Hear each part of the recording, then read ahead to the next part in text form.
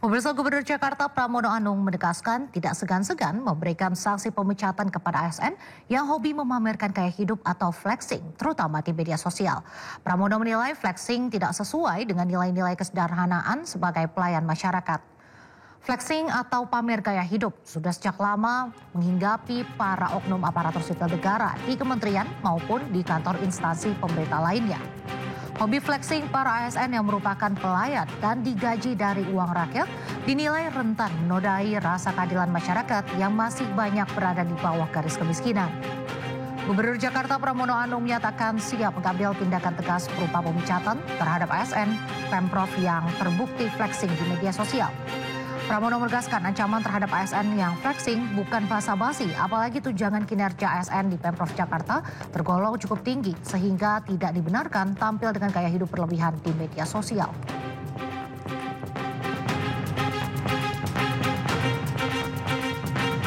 Kalau ASN di Jakarta males-malesan, apalagi flexing, ada kemarin yang flexing di kelurahan, saya nggak tahu lurah mana, saya lupa. Saya bilang ganti, pecat. Nggak basa-basi. Itu bukan tipe ASN di Jakarta.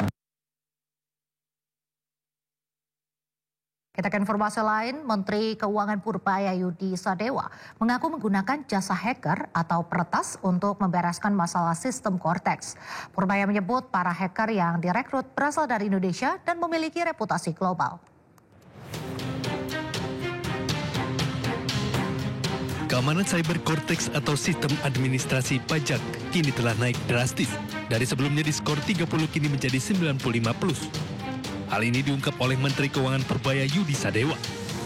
Ia mengaku melibatkan sejumlah hacker Indonesia untuk perbaikan sistem dan keamanan. Ia pun memastikan data Cortex kini tak akan bisa diretas dan diperjualbelikan lagi.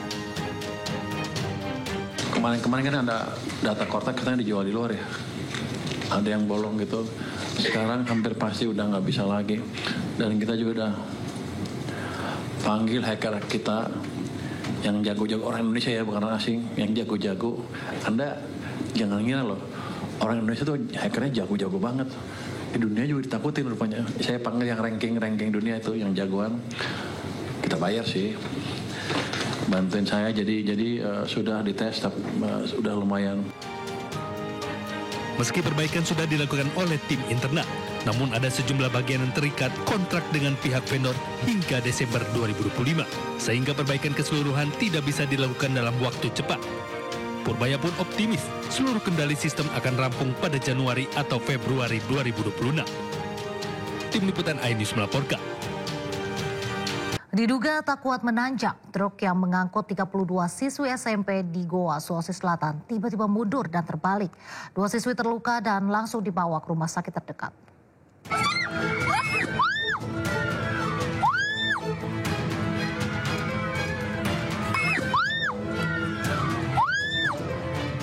Sebuah truk yang mengangkut 32 siswi SMP di Desa Timbuseng, Kecamatan Patalasang, Kabupaten Goa, Sulawesi Selatan terbalik. Kejadian ini terekam kamera warga. Kecelakaan tunggal ini terjadi diduga karena truk tidak kuat menanjak hingga mundur dan terbalik. Puluhan siswi yang berada di atas truk terlempar keluar. Akibat kecelakaan ini, 2 orang siswi terluka dan langsung dibawa ke Rumah Sakit Syekh Yusuf, Kabupaten Goa untuk menjalani perawatan. Petugas unit kecelakaan lalu lintas Polres Goa yang menerima laporan langsung ke lokasi dan menggelar olah TKP, serta meminta keterangan dari sejumlah siswi SMP tersebut. Jadi menurut informasi dan keterangan saksi di TKP, itu pada saat menanjak mobil tersebut kehilangan tenaga dan mundur sehingga menabrak tebing di sisi kiri jalan dan terbalik ke kanan. Ada korban akibatnya? Untuk korban ada 2 orang, kemarin kita sudah kunjungi di rumah sakit, alhamdulillah tidak mengalami luka serius dan kembali ke rumah masing-masing. Sementara sopir truk bernama Awaludin telah diamankan untuk menjalani pemeriksaan di unit Gakum Satlantas Polres Goa. Sedangkan truk yang mengalami kecelakaan diamankan oleh petugas sebagai barang bukti. Dari Kabupaten Goa, Sulawesi Selatan, Bukma, iNews melaporkan. Tak mau bayar, pengemudi mobil kabur usai mengisi bensin di SPBU di Ciputat, Tangerang Selatan, Banten. Pelaku yang terekam CCTV kini dikejar polisi.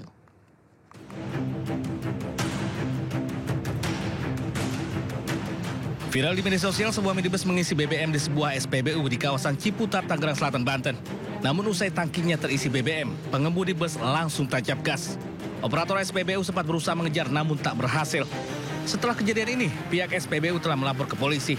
Identitas pelaku pun telah dikantongi petugas dan kini dalam pengejaran. Meski kerugian hanya ratusan ribu rupiah, pihak SPBU berharap pelaku dapat segera ditangkap dan mempertanggungjawabkan perbuatannya. Dari Tangerang Selatan, Banten, Nunung Purnomo News melaporkan.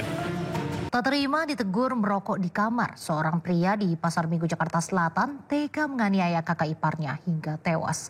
Pelaku ditangkap warga yang mendengar teriakan istri korban.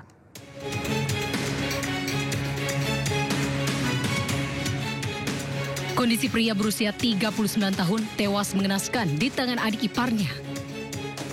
Korban dan pelaku yang tinggal serumah di Jalan Rawa Bambu 2, Pasar Minggu, Jakarta Selatan, diketahui sempat terlibat cekcok hingga akhirnya berujung pada penganiayaan. Cekcok yang mengawali aksi kekerasan ini dilatar belakangi permasalahan terkait merokok dalam kamar. Teguran kakaknya membuat pelaku tersulut emosi dan kemudian mengambil benda keras, kemudian menganiaya kepala kakak ipar hingga terkapar bersimbah darah. Istri korban yang merupakan kakak pelaku sempat mencoba melerai, namun aksi spontan pelaku membuat sang kakak tak berdaya hingga akhirnya pelaku melarikan diri. Warga yang berada di sekitar lokasi sigap dan meringkus pelaku usai mendengar jeritan minta tolong istri korban. Buka pintunya, buka. Nah, anak-anak sambil nendang pintu, kebuka. Nah, saya lihat, udah, ibu itu. Nah, anak-anak saya sudah tunggu. Pas saya lihat, ada korban di dalam tuh. Korban di dalam, anak-anak kan nggak ada yang berani masuk tuh, karena pelaku masih ada. Jadi, tolong tunggu di sini, saya panggil yang lain. Warga yang lain biar dikepung gitu ya, biar maksudnya nggak bisa kabur. Warga mengerahkan pelaku ke Polsek Pasar Minggu, Jakarta Selatan. Polisi masih menggali keterangan pelaku di kantor polisi. Dari Jakarta Selatan, Helmi Sayangbati melaporkan. Terima kasih, masih di Sido Malam. Pemirsa, heboh di media sosial, seorang warga negara Israel diduga menjadi WNI dan memiliki KTP elektronik. Warganet meminta pihak terkait menelusuri kebenaran KTP tersebut.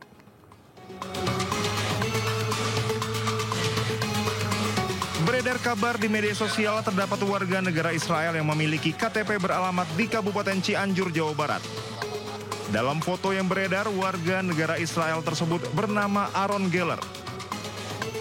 Dalam KTP tersebut, ia beralamat di Kampung Pasir Hayam, Desa Sirnagali, Kecamatan Cilaku, Cianjur.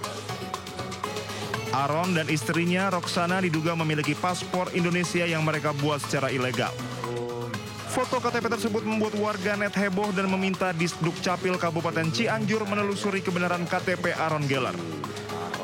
Bupati Cianjur, Muhammad Wahyu Ferdian, melakukan kunjungan ke Disduk Capil untuk memastikan kebenaran informasi tersebut.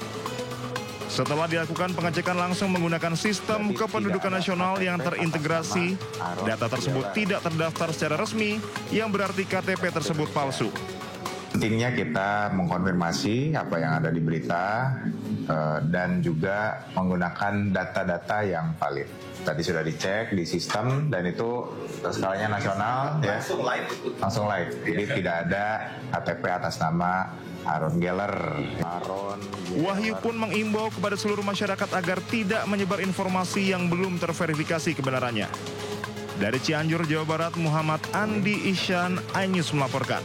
Seorang suami yang menceraikan istri pasca dilantik menjadi P3K Satpol PP masih menjadi perbincangan warga. Istri ASN mendapat banyak bantuan dari selebgram dan warga untuk memulai hidup baru.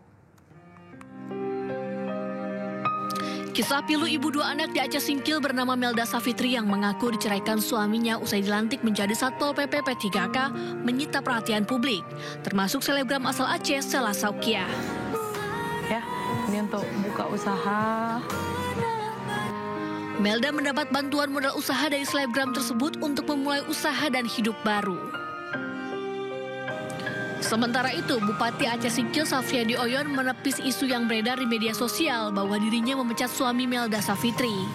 Pihaknya mendukung pasangan suami istri tersebut untuk bisa rujuk kembali. Belum lagi dipecat. Belum lagi. Apapun belum. Sekarang kita ada kesempatan penyelidikan dulu. Baru kita ajak ya, dan kita utamakan kalau bagi pribadi saya dan juga bagi bupati saya harus dirujukkan kembali mereka. Nggak ada cerita cerai-mencerai.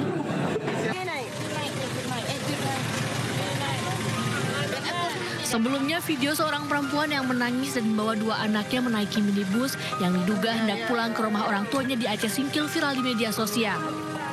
Dalam postingannya, wanita itu mengaku diceraikan setelah sang suami dinyatakan lulus pegawai pemerintah dengan perjanjian kerja di lingkup Pemkab Aceh Singkil. Pemkab Singkil juga menjelaskan ke depannya pihaknya akan memanggil kedua belah pihak untuk dimintai keterangan. Dari Aceh Singkil, Suparman Mute, iNews melaporkan.